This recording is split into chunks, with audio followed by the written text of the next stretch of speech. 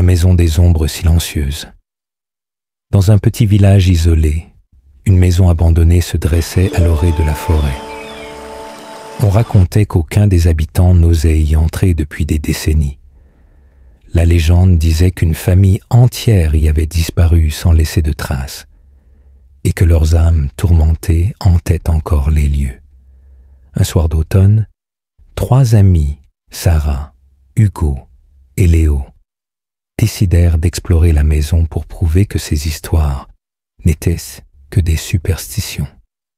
Avec des lampes torches et un brin de courage, ils franchirent la porte grinçante qui céda dans un bruit sinistre. L'air à l'intérieur était glacial, bien que le chauffage ne fonctionnait évidemment pas.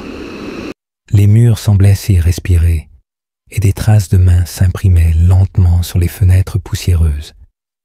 Hugo, le plus courageux, s'avança le premier vers le salon. Au centre, une table était dressée pour un repas, mais les assiettes étaient vides.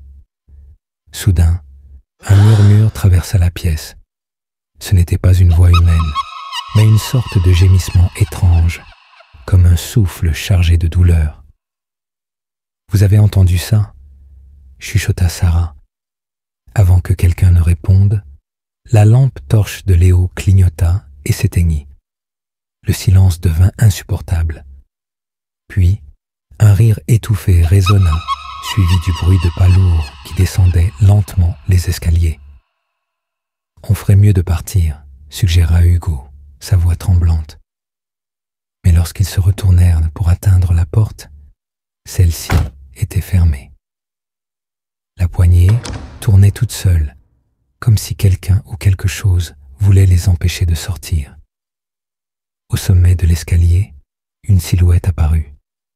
Une femme au visage pâle et aux orbites vides les fixait. Sa bouche s'ouvrit lentement, laissant échapper un cri strident qui résonna dans toute la maison. Les murs tremblèrent et des ombres rampèrent vers eux comme des serpents.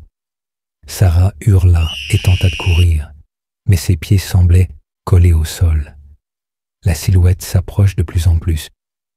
Léo, paniqué, pointa sa lampe torche vers elle, mais la lumière sembla l'énerver davantage. Elle tendit une main décharnée vers lui, et lorsqu'elle le toucha, il disparut dans un éclair.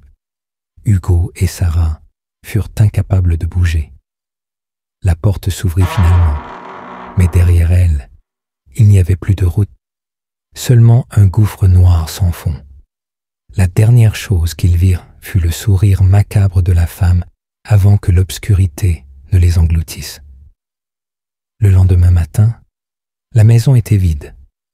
Les lampes torches des 3 amis étaient posées devant la porte, mais aucune trace d'eux n'a jamais été retrouvée. Depuis, on dit que les ombres de 3 nouvelles silhouettes errent dans la maison, cherchant désespérément à sortir, tout comme celles qui y sont venues avant eux.